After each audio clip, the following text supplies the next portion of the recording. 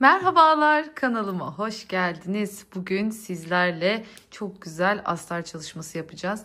Bakın görüyorsunuz, 2 tane burslu çanta hazırladım sizler için. Tam kışa uygun çok güzel burslu çantalar. Tabii ki de siz bu astarla istediğiniz çantayı astarlayabilirsiniz. Yani illaki böyle kışlık bir çanta olmasına, motifli bir çanta, yünlü bir çanta olmasına gerek yok. Burada sadece ben özellikle bu tarz yumuşak çantaları, bakın görüyorsunuz, olduğu gibi duruyor. Çünkü içini neyle çalıştık? Keçeyle çalıştık. Bakın işlerini göstermek istiyorum. İkisinin de içinde hiçbir şey olmadığını görmenizi istiyorum. Ben elimdeki mevcut durumlardan, yani bulunduğum yerdeki mevcut şartlardan dolayı ne yazık ki 3 milimlik keçeyle çalışmak durumunda kaldım. Sizlere tavsiyem 3 milim keçe çok kalın bir keçe. Yani genelde tabanda kullandığımız bir keçe kalınlığıdır. Gövde için birazcık kalın geliyor. Ancak ben elimde mevcut bu olduğu için kullanmak durumunda kaldım sizlere göstermek için. Sizlere tavsiyem, siz mutlaka daha incesini kullanın. Çok daha rahat çalışırsınız. Özellikle şu ağız kısımlarında çok daha rahat edersiniz diyorum. Bakın iç cepli, içi keçeli. Ben astarı bilerek boş bırakıyorum. Bakın şöyle şunu göstermek istiyorum. Astar detaylarını da bakın, dikişlerini dakketen kullandık. Astarı boşta bırakıyorum çünkü astarlar biliyorsunuz kirlenebilir, bir şeyler içine dökülebilir. Mesela kaleminiz vardır, kalem akar, bir şeyler olabilir yani. Bunun eğer bitişik yaparsam yıkayamazsınız, ama bu şekilde olursa bakın, bunu dışarı çıkartıp şu alt kısımlarını yıkayıp temizleyip kurutup tekrardan kullanabilirsiniz. O yüzden ben astarları, iç kısımlarını genelde bu şekilde boşta bırakıyorum, daha rahat kullanılabilsin diye. Tekrar söylüyorum, şu ağız kısmındaki potluğun sebebi kalın keçe. Bakın sizinkisi böyle durmayacak. Yani siz normal keçeyle çalıştığınızda sizin şu ağız kısmında bu oluşmayacak. Onu şimdiden söylemiş olayım. Bu arada çantanın ağız kısmına göre ölçülerinizi almaya çalışırsanız bu sizin için gayet iyi olacaktır. Bakın kapattığımızda ikisi de kalıp gibi son derece güzel çantalar. Hazırsanız hatırlatmamı yapayım ve hemen videoya geçelim. Hala kanalıma abone olmadıysanız kanalıma abone olup bana destek olursanız çok mutlu olurum. Biliyorsunuz abonelikler tamamen ücretsiz. Aynı zamanda Aryalara Tasarım Instagram adresim. Oradan da bekliyorum. Resimli sorularınız olabilir ya da çanta ile ilgili çok daha farklı detay, güzel görseller görmek istersiniz. Orada da çok daha fazlasını bulabilirsiniz diyorum ve lafı uzatmadan haydi gelin başlayalım. Evet, şimdi astarlamaya başlıyoruz. Öncelikle burada ben ipim oldukça yumuşak olduğu için şöyle çantamda tok dursun diye 3 milimetrelik keçe kullanıyorum. Bu kalın bir keçe. Siz bunun bir tık incesinde kullanabilirsiniz. Yani 2 milimliklerinden de kullanabilirsiniz. Şimdi öncelikle keçemizi bakın şöyle ikiye katlıyorum. Şu şekilde. Sonrasında koyuyorum. Önce çantamızın enini ölçüyorum bir. Bakın şöyle hafif. Şimdi örgülerimin biraz şöyle gergin durmasını istediğim için böyle olması gerektiği haliyle ölçüsünü alıyorum.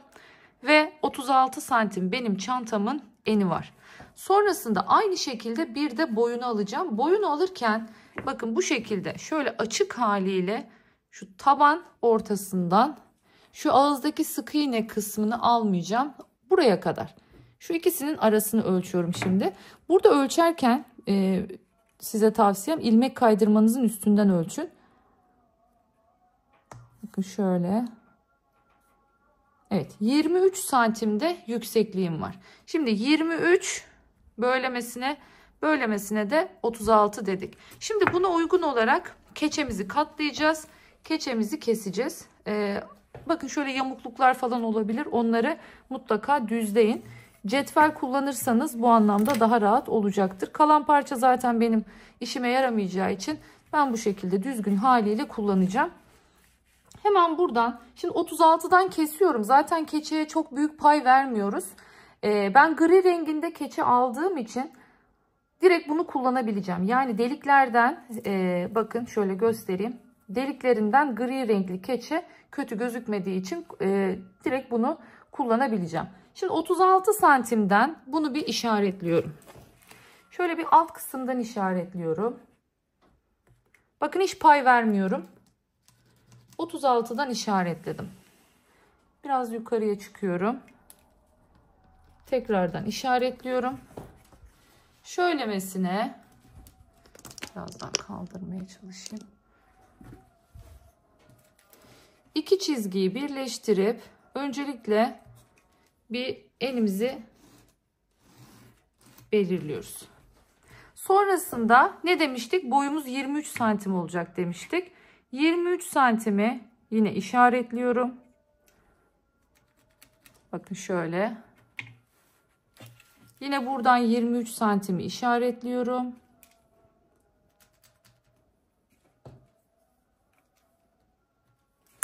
Yine bu iki çizgiyi de birleştiriyorum.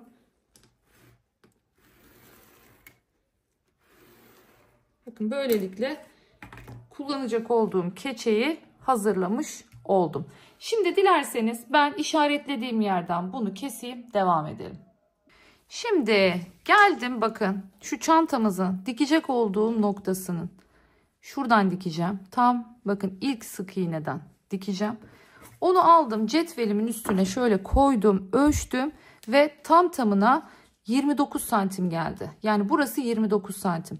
Haliyle çantamın bu keçemizin de yukarı doğru daralması gerektiği için bakın bu şekilde görüyorsunuz. Buradan şöylemesine keçenin ağzını daraltacağım. Bunu bu şekilde çizdim.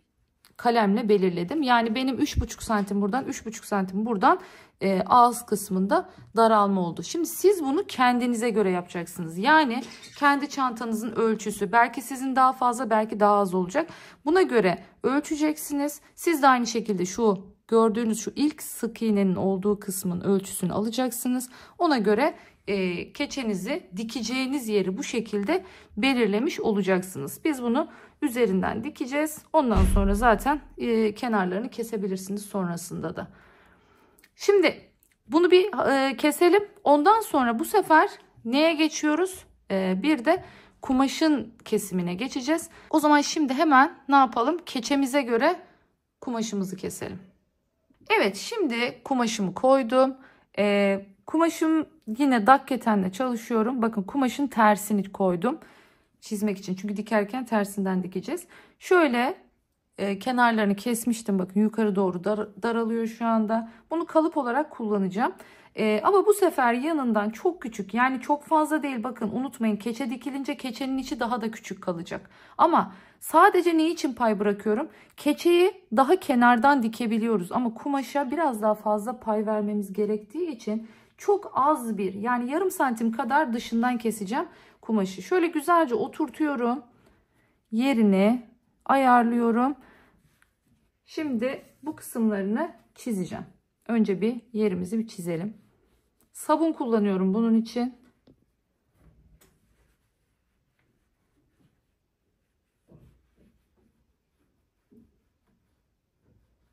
Evet.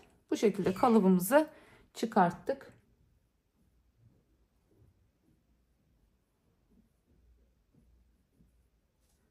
Evet.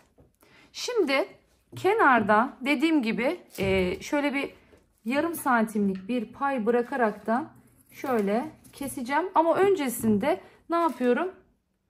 Bir iğneliyorum. Kayma yapmasın diye.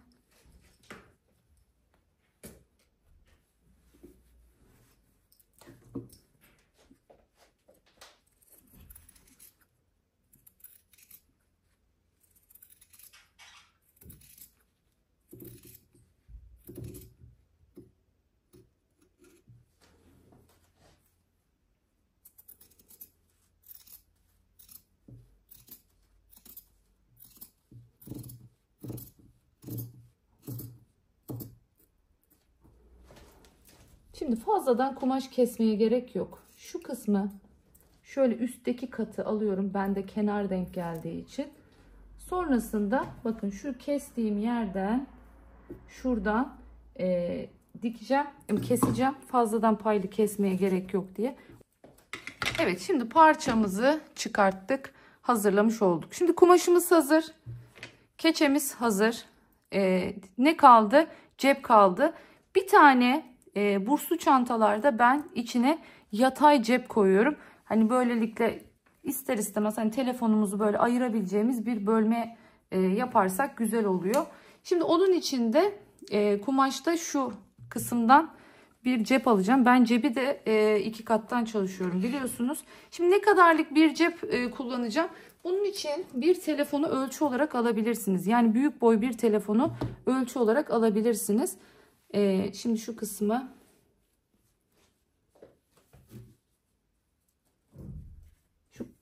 düzleyeceğim. Orası hiçbir şekilde önemli değil. Ölçüsünü söyleyeceğim şimdi size. Şöyle bakın hesaplıyorum. Bunun biraz daha kalınları var başka modellerde. Onu da hesaba kataraktan. Evet, bu ideal. Hemen bakalım ölçüsüne. Ne kadarlık bir cebimizin bakın 19 santim. Bu tarafında görüyorsunuz dikiş yok. Ağız kısmına dikiş olmasın istemiyorsanız o zaman da ne yapacaksınız? Böylemesini alacaksınız. Yani ölçüyü böyle alacaksınız ki şu ağız kısmı dümdüz kalsın. Hani burada ne yapacaksınız? Daha çok kumaşın verdiği şekilde kumaşı nasıl değerlendireceksiniz ona dikkat etmelisiniz. Mesela buradan alırsam telefonu için o zaman ne olur? Ağız kısmına düz olan, dikişsiz olan kısım denk gelmiş olur. Hemen şöyle 19'a çok değil 13 bence iyi. 19'a 13 2 kat bir parçayı keselim. Cebimizi de hazırlayalım. Ondan sonra artık dikiş makinesi aşamasına geçiyoruz. Evet, şimdi keçemizi dikmeye başlıyoruz. Bakın çok kenarından dikecek. Şimdi göreceksiniz. Başlayabiliriz anne.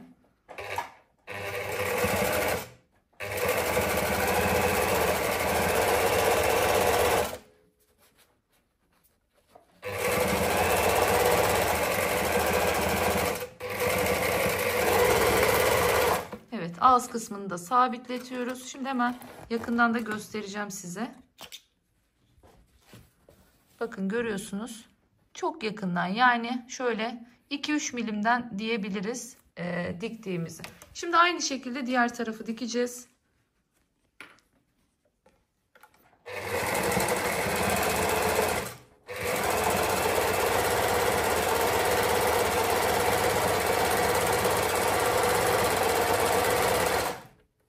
Evet, bu tarafını sabitlemeye gerek yok. Biraz sonra keseceğiz zaten köşe olduğu için. Evet, astarlarda nasıl yapıyorsak bakın aynı şekilde tabanın da köşesini bu şekilde yapıyoruz. Şimdi ama ne kadardan dikeceğiz? Şimdi bunu hesaplamak için tabanımızın yani bir motifimizin genişliğini bilmemiz gerekiyor. Şimdi ne dedim? Bakın şöyle üçgen kısmını atacağız biraz sonra. Şurayı dikerken şuna dikkat etmenizi istiyorum. Ölçtüğümde burası 9,5 santim geldi. Şuradan itibaren ölçtüğümde de 5,5 santimde bu hattı dikiyoruz şimdi.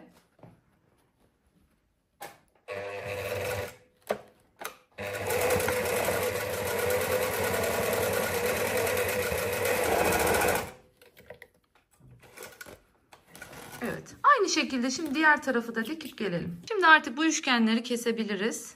Onlar kalınlık yapmaması lazım. Bakın dibinden şöyle iki tarafı da kesiyoruz. Evet, bakın keçi astarımız hazır. Böylelikle ne oldu? Şöyle göstereyim. Tabanı dikdörtgen bir hale getirmiş olduk. Tabii bu görmüş olduğunuz kısım, şimdi ters çevireceğiz bunu. Anne ters çeviriver. Çünkü biliyorsunuz dikişli kısmı içe gelecek. Dikişsiz düzgün olan kısmı ise nereye gelecek? Dışa. Yani motiflerin altından görünen kısım dikişsiz düzgün olan kısım olmuş olacak.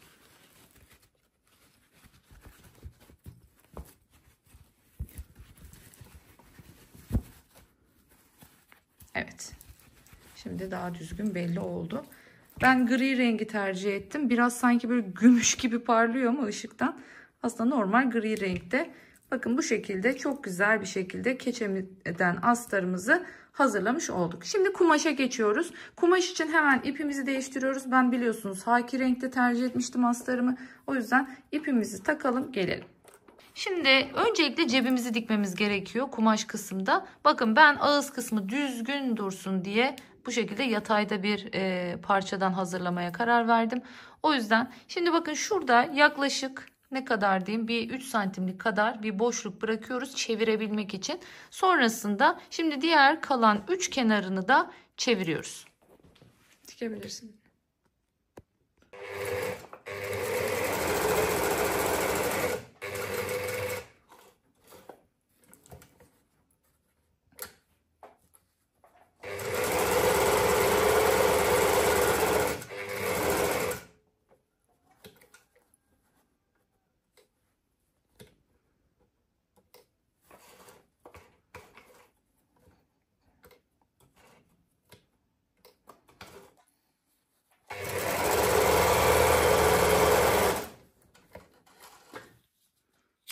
Evet, şimdi çevireceğiz cebimizi. Ama öncesinde ne yapıyorduk? Köşeleri bakın bu şekilde, o köşe kısımlarını, üçgenleri alıyoruz. Çünkü öteki türlü köşelerimiz düzgün durmayacaktır. Hemen çevirelim. Evet, şimdi cebimizi bakın diktik, çevirdik. Görüyorsunuz burası dikişli, burası dikişli, burası dikişli kısım. Burası da pay bırakıp dikmediğimiz kısım. Bakın orayı içine kıvıttırıp iğneyle tutturduk. Şu düzgün dikişsiz olan kısımda bu ağza gelecek. Şimdi ne yaptık? Bakın cebin tam ortasına iz yaptık. Aynı şekilde kumaşın da tam ortasına iz yaptık. Artık kumaşımızın yüzündeyiz. Bakın yüzü burası. Yani çantanın içinde görünecek olan kısım burası. Önce biliyorsunuz cebi dikmemiz lazım ki sonrasında kumaşın iki yanını dikebilelim. Bunun cebin yerini ayarlarken de şuna dikkat etmemiz gerekiyor.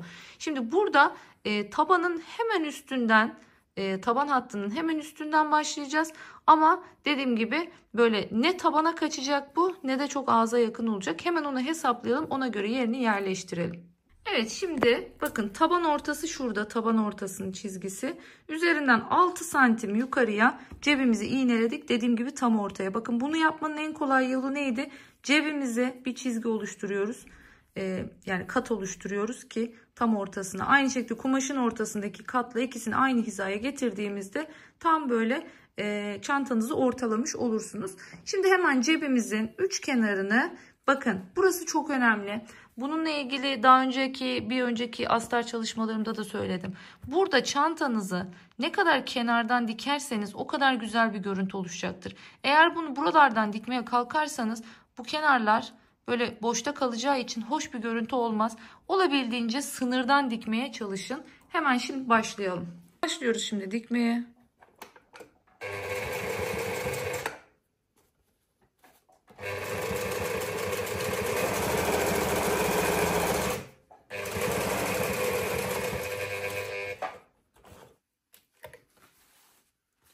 Dönüşlerde iğne batılı kalacak. Ayağa kaldırıyoruz.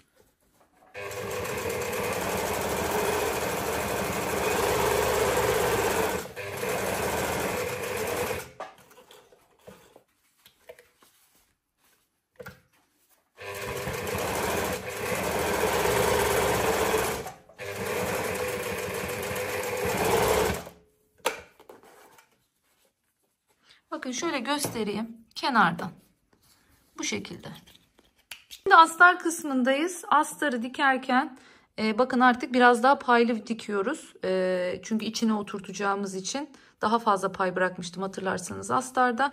Eğer ki astarınızı geniş dikerseniz bakın içinde pot pot duracaktır. O yüzden astarı geniş yapmıyoruz. Bakın cep içinde kalacak şekilde görüyorsunuz. Kumaşımızı katladık. Şimdi iki kenarını dikip gelelim.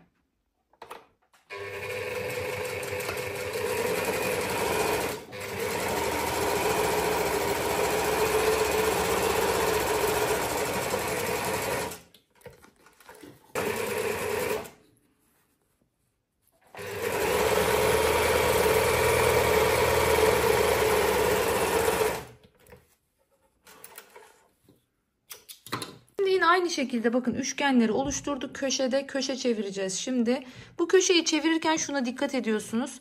Şuradaki dikişinizle tabanın orta çizgisini, hani kumaşı katladığımızda tabanın ortasında bir çizgi oluşuyordu ya. O çizgiyle şuradaki dikiş çizgisini aynı hizaya denk getiriyorsunuz. Üçgenimizi yaptık. Bu sefer birazcık daha yakından dikeceğiz. Yani şu diktiğimiz yer 8 santim olacak şekilde dikiyoruz.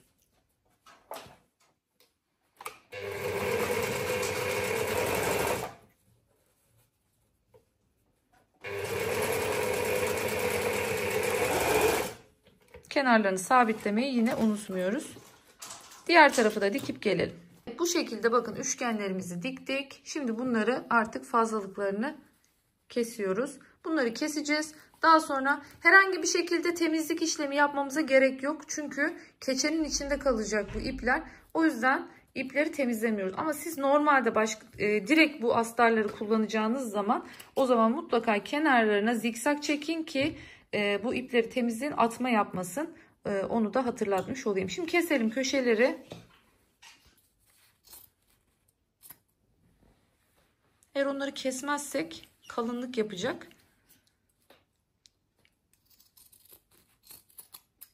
Evet. Şimdi güzel bir püf noktasıyla geliyoruz. Şimdi biliyorsunuz bu astar keçeye etrafını saracak ama sardığı yerde de örgünün o taraftan gözükmemesi için buradaki ne kadar ipimiz pisliğimiz varsa gizli kalması gerekiyor. Bunların gözükmemesi gerekiyor. O yüzden şöyle yaklaşık 1 santimden kumaşın ağız kısmını katladık. Şimdi dikeceğiz burayı boydan boya.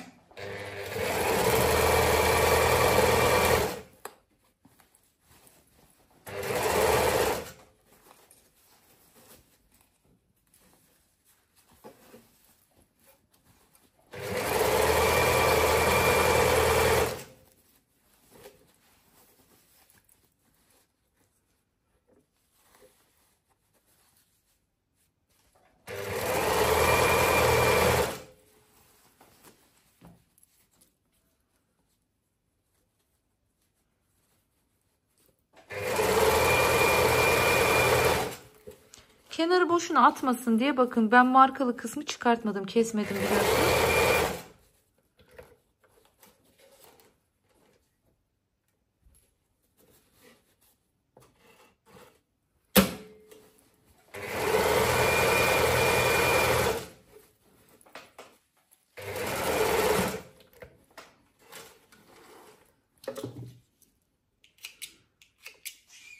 Evet, şimdi bakın kullanmış olduğum keçe çok kalın olduğu için siz eğer ince bir keçeyle çalışıyorsanız bu problemi yaşamayacaksınız. Ama kullandığım keçe kalın keçe olduğu için haliyle şu ağız kısmında ne kadar böyle dikmeye çalışsanız da düzgün, bu makineye dibinden dikerken ister istemez makinenin ayağı kalından inceye kaymak istiyor ve şu astar kısmından dikiyor.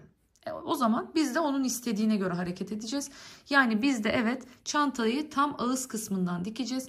Tam sıfır ağızdan diktiğimiz zaman astarı tutmamış olacak. Yani keçeyi tutmamış olacak. O zaman bunun önüne geçmek için ne yapıyoruz? Bakın katladım ya, katladıktan sonra şu kısmı keçeyle elde dikerek tutturuyoruz. Yani keçeyle astarı bakın şöyle görüyorsunuz.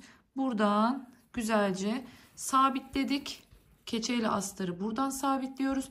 Sonrasında çantaya tuttururken sadece bakın astarı tutturacağız. Keçeden tutturmayacağız. Böylelikle o kalınlıktan kurtulmuş olacağız makinenin altında dikerken. Evet, şimdi bakın şöyle tam dikmem gereken yerlere görüyorsunuz. Tam dikeceğim yerlere bu şekilde iğneyle tutturdum. Şimdi makinenin ağzına geçeceğiz. Şimdi ama şunu hemen belirtmek istiyorum. Astarı içinden dikeceğimiz için haliyle ne yapacağız şimdi? İç ipimiz bu renkte olacak. Yani haki yeşil renginde. Alt ipimiz bakın gri renkte olacak ki ipimiz dışarıdan gözükmesin. Buna çok dikkat ediyoruz. Her zaman astarlarınızı yaparken eğer çantaya makinede tutturuyorsanız astar renginde üst ipinizi takıyorsunuz. Çanta renginde de alt ipinizi takıyorsanız hemen başlayalım. Evet, şimdi artık dikme zamanı. Bakın şöyle kenarından hemen çantamızla birleştireceğiz. Tekrar hatırlatıyorum. Üst ipimiz kumaşın renginde, alt ipimiz çantanın renginde. Hemen dikmeye başlayalım.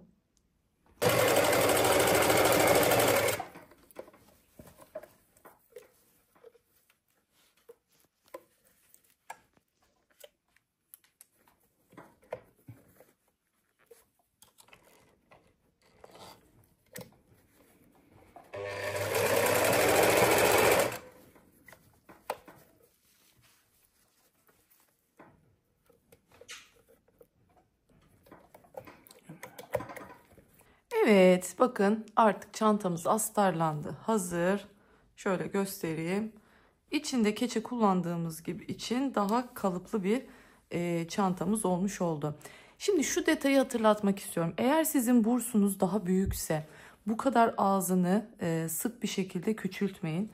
Ben biliyorsunuz bursum 20 santimlikte. O yüzden bu kadar ne yaptım? Çantamın ağzını küçülmesini istedim. Siz bursunuza göre.